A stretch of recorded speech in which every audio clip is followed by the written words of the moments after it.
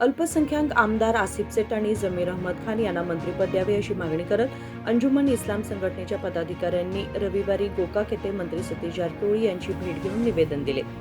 बेळगाव जिल्ह्यातील गोकाक शहरातील हिल गार्डन येथे झालेल्या बैठकीत माजी मंत्री जमीर अहमद खान तसेच बेळगाव उत्तरचे आमदार आसिफ सेठ यांना मंत्रिपद द्यावे अशी मागणी करण्यात आली.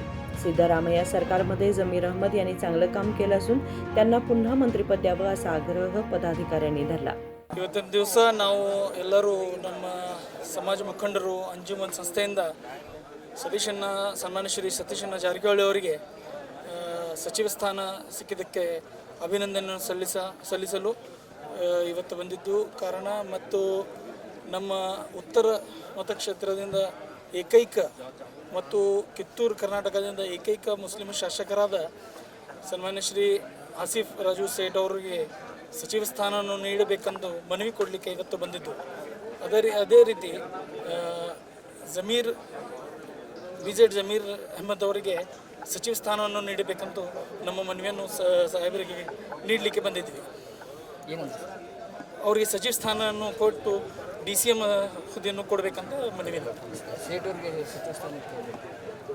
ಸೇಠ್ ಅವರಿಗೂ ಸಚಿವ ಸ್ಥಾನವನ್ನು ಮನವಿಯನ್ನು ನೀಡಿದ್ದೀವಿ. ಸಾಹೇಬರನ್ನು ಆಶ್ವಾಸನೆ ಕೊಟ್ಟಿದ್ದಾರೆ, ಮಾತಾಡ್ತಾರೆ ಹೈಕಮಾಂಡ್ ಒಂದು ನೋಡೋಣ. ನಿಮ್ಮ ಹೆಸರು?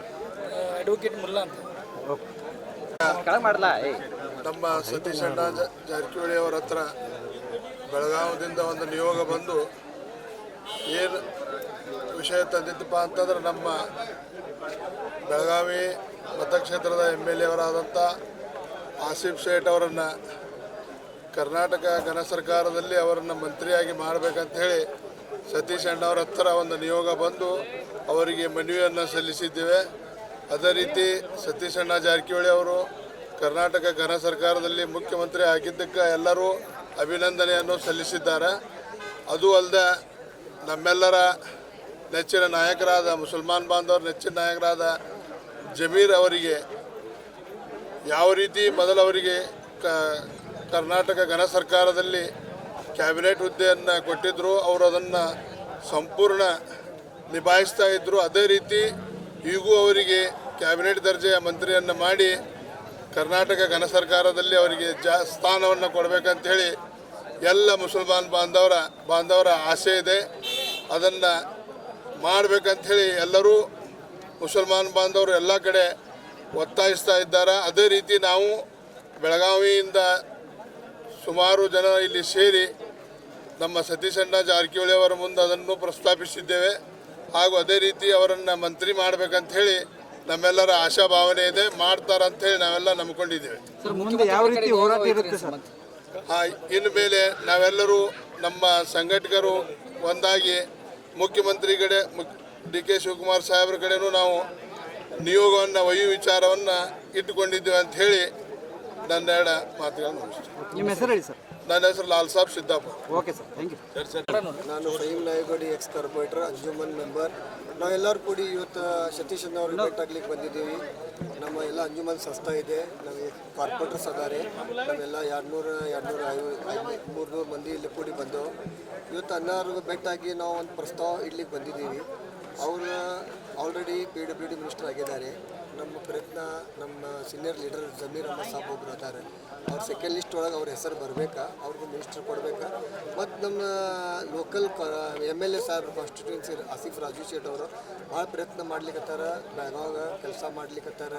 ಅವ್ರ ಜನರ ಸಂಘದ ಜೊತೆಲಿ ಭಾಳ ರಿಲೇಷನ್ ಚಲೋ ಇದೆ. ನಮ್ದು ಒಂದು ಆಸೆ ಇದೆ, ಅವ್ರಿಗೆ ಒಂದು ಮಿನಿಸ್ಟರ್ ಕೊಟ್ಟು ಬೆಳಗಾವಾಗ ಇದು ಮಾಡಿದ್ರೆ, ಬೆಳಗಾವಿ ಯಾಕಂದ್ರೆ ಸೆಕೆಂಡ್ ಕ್ಯಾಪಿಟಲ್ ಇದೆ.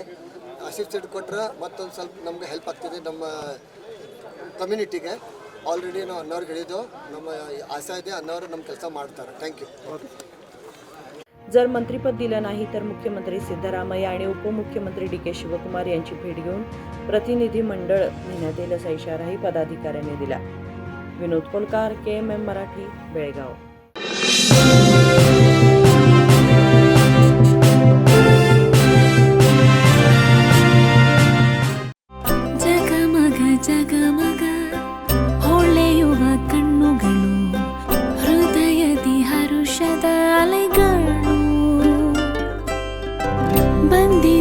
ಶುಭಗಳಿಗೆ ಗಳಿಗೆ ಪ್ರೀತಿಯ ಗಳಿಗೆ ರೇಷ್ಮೆಯಲ್ಲಿ ಸುತ್ತಿದ ಸ್ವರ್ಣಗಳಿಗೆ